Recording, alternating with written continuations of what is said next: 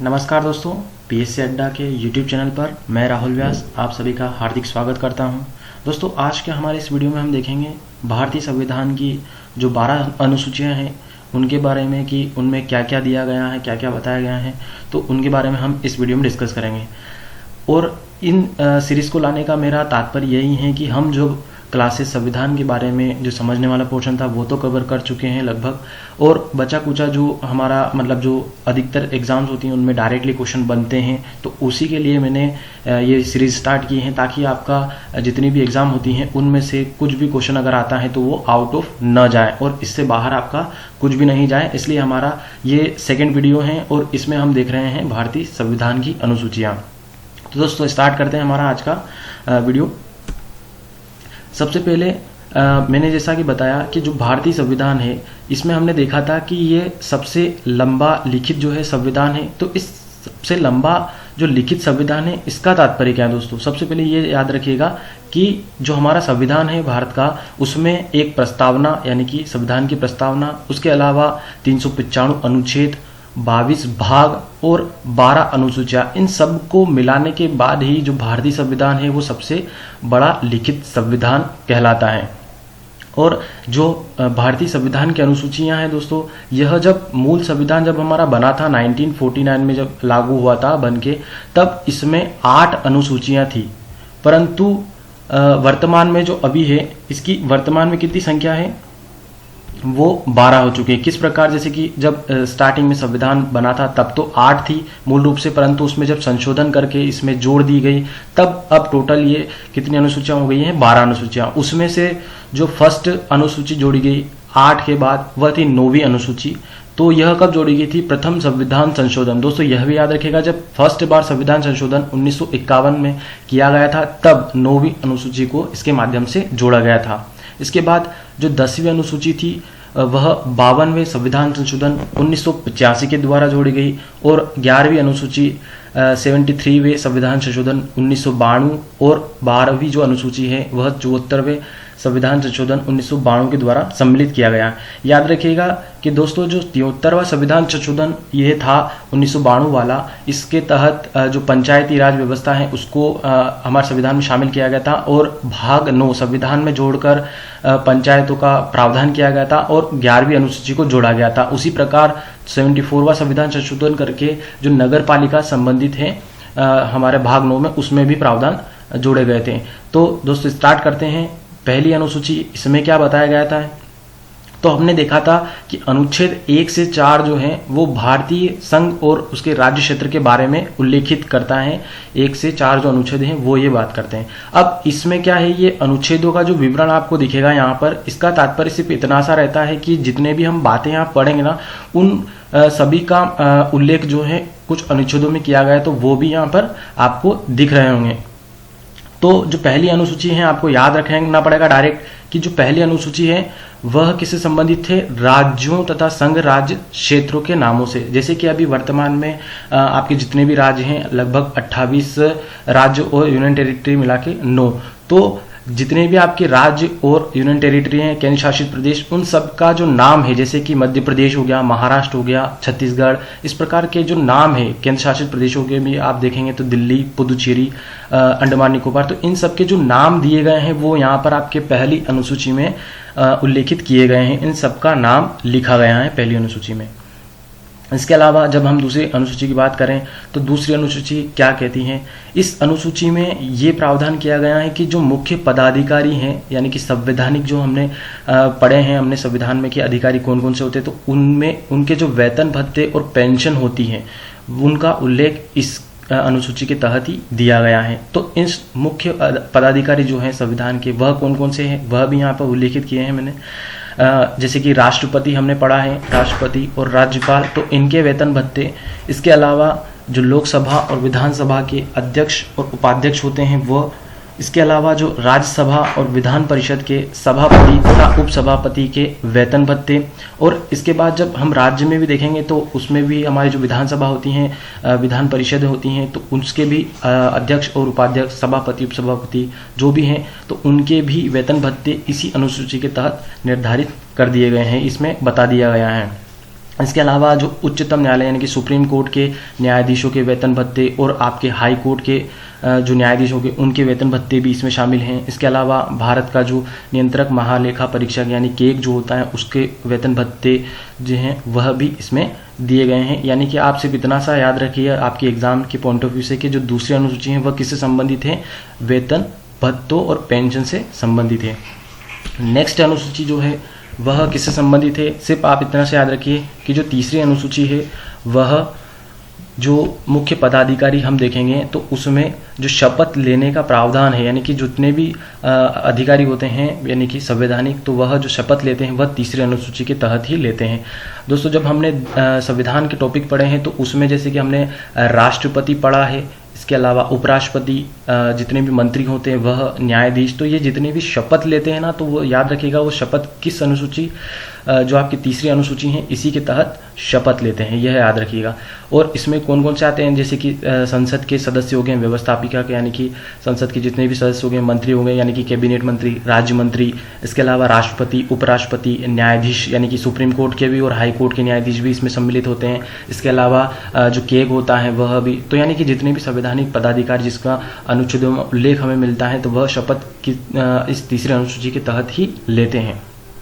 इसके अलावा जब हम चौथी अनुसूची की बात करें तो चौथी अनुसूची किससे संबंधित है, ये याद रखिएगा दोस्तों कि ये जो है राज्यसभा में स्थानों का आवंटन राज्यों तथा संघ राज्य क्षेत्रों से। तो इसका मतलब क्या है कि जितने भी राज्य होती हैं उनको राज्यसभा की सीटें आवंटित की जाती है। फॉर एग्जांपल जैसे कि मध्य प्रदेश में भी वर्तमान में 11 राज्यसभा की सीटें हैं, उसी प्रकार आपके राज्यों और अन्य जितने भी संघ राज्य क्षेत्र हैं तो उनको जो राज्यसभा की सीटें दी गई हैं उन सीटों का आवंटन है वह इस चौथी अनुसूची में उल्लेखित किया गया है। इसके अलावा जब हम पांचवी अनुसूची की बात करें तो यह किससे संबंधित है, यह याद रखिएगा दोस्तों कि अनुसूचित क्षेत्रों और अनुसूचित जनजातियों के प्रशासन और नियंत्रण से संबंधित उपबंध। अब इसका मतलब क्या है कि जैसे जो चिन्हित कर दिए गए हैं कुछ क्षेत्र आपके जो हमारे कानून के द्वारा कि ये क्षेत्र चिन्हित कर दिए गए हैं, इसके अलावा जो अनुसूचित जनजाति होती हैं इनके प्रशासन से जितने भी संबंधित अगर कोई नियम बनाए जाते हैं तो उनका भी उल्लेख पांचवी अनुसूची में कर दिया गया है। इसके अलावा जब हम छठी अनुसूची की बात करें तो छठी अनुसूची जो है वह 4 राज्यों से संबंधित है। ये याद रखिएगा दोस्तों कि ये 4 राज्य कौन कौन से, ये बहुत महत्वपूर्ण है। कभी अगर क्वेश्चन एग्जाम में बना तो यह इस प्रकार ही बनेगा कि छठी अनुसूची में सम्मिलित कौन सा राज्य इनमें से नहीं है, तो इन चारों राज्यों को एज इट इज याद रखिएगा कौन कौन से हैं। तो फर्स्ट असम, मेघालय, त्रिपुरा और मिजोरम, इन राज्यों के जो जनजाति क्षेत्रों के प्रशासन के विषय में संबंधित जो उपबंध किए गए हैं वह छठी अनुसूची में बताए गए हैं। तो यह याद रखने का तरीका भी आप अगर आपको पता है, जैसे कि अगर भूगोल की अगर मैपिंग थोड़ी बहुत आपकी क्लियर है तो ये चारों राज्य जो हैं वो बांग्लादेश से लगे हुए हैं। तो इस प्रकार आप जिसको याद रख सकते हैं कि असम के नीचे मेघालय और त्रिपुरा साइड में और मिजोरम, तो ये चारों राज्य ही हैं जो बांग्लादेश से लगते हैं, 7 जो पूर्वोत्तर राज्य उनमें से। तो इस प्रकार आप छठी अनुसूची का याद रख सकते हैं कि 4 राज्यों के जो जनजातीय क्षेत्रों के प्रशासन के विषय में क्या उपबंध दिए गए हैं वो छठी अनुसूची में बताए गए हैं। नेक्स्ट जब हम 7वीं अनुसूची की बात करें तो 7वीं अनुसूची में क्या दिया गया है दोस्तों, यहाँ पर क्या है कि विषयों के वितरण से संबंधित यह सूची। अब विषयों का वितरण का तात्पर्य क्या है, जैसे कि कोई भी विषय हो जाता है, जैसे कि स्वास्थ्य होगा, सुरक्षा हो गया, वन हो गया, तो इस प्रकार की जितने भी हमारे विषय होते हैं उन पर कानून बनाने से संबंधित यह सूची है कि किस विषय पर कौन जो है कानून बनाएगा। तो फर्स्ट सूची है संघ सूची। अब इस सूची में अभी वर्तमान में 100 विषय सम्मिलित है, मतलब कि 100 इतने विषय बताए गए हैं कि उन पर जो केंद्र होगा वह कानून बनाएगा और उस पर केंद्र का कानून ही लागू होगा। अब पहले जब हमारा संविधान था तब यहाँ पर जो संघ सूची थी इसमें 97 विषय थे, परंतु अभी ये वर्तमान में बढ़कर कितने हो गए हैं, 100। और दूसरी जब हम अनुसूची की बात करें तो यह आती है राज्य सूची। अब राज्य सूची में क्या होता है कि इनको जो विषय बता दिए गए हैं तो उन पर राज्य ही कानून बना सकता है, उस पर ना तो केंद्र बनाएगा ना ही कुछ प्रकार का कोई चेंजेस आएगा। तो जो इसमें अभी वर्तमान में कितने विषय हैं, तो अभी वर्तमान में 61 है, परंतु जब मूल संविधान हमारा था तो उस समय 66 थे, जो घटकर अभी कितने हो गए हैं, 61 विषय। अब यहाँ पर आपको डाउट ना हो इसलिए मैं आपको एग्जाम्पल बता दूं कि संघ सूची में किस प्रकार से कानून बनता है। तो दोस्तों जिस प्रकार से अगर हम बात करें कि जो राष्ट्रीय सुरक्षा का अगर मुद्दा होता है तो जो विषय होता है उस पर जो अगर कानून बनाया जाएगा तो वह कौन बना सकता है, सिर्फ केंद्र ही बना सकता है। यह शक्ति केंद्र को दी गई है इस सूची के तहत, संघ सूची के तहत। उस प्रकार जब हम राज्य सूची की बात करें तो यहाँ पर क्या है कि जैसे कि मान ले हम वन का विषय है, यानी कि वनों से संबंधित जब अगर कोई कानून बनाना होगा तो वह कौन बनाएगा, वह राज्य द्वारा ही बनाया जाएगा। इसके बाद जो हम तीसरी यहाँ पर अनुसूची में हम देख रहे हैं कि जो तीसरी सूची है वह है समवर्ती सूची। अब समवर्ती सूची में क्या होता है कि दोस्तों इसमें जो विषय सम्मिलित हैं, जैसे कि अभी वर्तमान में 52 विषय सम्मिलित है, तो इस पर आपके केंद्र भी कानून बना सकता है और राज्य भी। तो कैसे, जैसे कि फॉर एग्जांपल स्वास्थ्य जो विषय होता है तो उस पर आपके केंद्र भी बना सकता है और राज्य अपने लेवल पर भी कानून बना सकता है। परंतु जब कभी दोनों के कानूनों में कुछ, जैसे कि अगर एक विषय पर कभी एक जैसा कानून बन गया है तो वहाँ पर केंद्र का ही कानून प्रभावी होगा, यानी कि वह ही सर्वोच्च माना जाएगा, यानी कि उसी को वरीयता दी जाएगी दोस्तों। तो यहाँ पर देखेंगे कि जो 52 विषय तो अभी वर्तमान में समवर्ती सूची में शामिल है, परंतु जब मूल संविधान बना था तो यहाँ पर समवर्ती सूची में 47 विषय ही थे जो बढ़कर 52 हो गए। तो दोस्तों ये जो 7वीं अनुसूची है ये बहुत अच्छे से याद रखिएगा। इसमें 3 प्रकार की सूचियाँ बताई गई है, संघ सूची, राज्य सूची, समवर्ती सूची, और इसमें भी विषय बता दिए गए हैं कि राज्य को कौन से विषय दिए गए हैं और संघ को कौन से दिए गए हैं। इसके अलावा जब हम 8वीं अनुसूची की बात करें तो 8वीं अनुसूची किससे संबंधित है। इस अनुसूची में 22 भाषाओं का उल्लेख किया गया है, यानी कि भारत द्वारा सिर्फ 22 भाषाओं को ही आधिकारिक मान्यता दी गए हैं और उन भाषाओं का विवरण जो है वह इस अनुसूची में बताया गया है। तो याद रखिएगा 8वीं अनुसूची किससे संबंधित है, 22 भाषाओं से। अब हम यहाँ पर देख लेते हैं कि ये 22 भाषाएं कौन सी है दोस्तों। तो जैसे कि असमिया, बांग्ला, बोडो, डोगरी, गुजराती, हिंदी, कन्नड़, कश्मीरी, कोंकणी, मैथिली, मलयालम, मणिपुरी, मराठी, नेपाली, ओडिया, पंजाबी, संस्कृत, संथाली, सिंधी, तमिल, तेलुगु, उर्दू। तो दोस्तों याद रखिएगा अच्छी तरीके से, अगर आप किसी सिविल सर्विस की तैयारी करें तो वहाँ पर जो 22 भाषाएं, ये आपको इतना तो कम से कम याद होना ही चाहिए कि कौन कौन सी सम्मिलित है। लगभग अगर आपको याद रहा तो कभी कभी क्या होता है कि ऐसा क्वेश्चन बन जाता है कि इनमें से कौन सी भाषा है जो 8वीं अनुसूची में सम्मिलित नहीं है, तो वहाँ पर आप डाउट में आ सकते हैं। तो याद रखिएगा इसमें 22 कौन कौन सी भाषाएँ हैं। इसके अलावा जब हम 9वीं अनुसूची की बात करें तो मैंने जैसा बताया कि सबसे पहला संविधान संशोधन 1951 करके इस अनुसूची को जोड़ा गया था। तो यहाँ से हमारा संशोधन वाली अनुसूचियाँ स्टार्ट होती है। तो 9वीं अनुसूची किससे संबंधित दोस्तों, ये याद रखिएगा जो भूमि सुधार हुआ था उससे संबंधित यह अनुसूची है।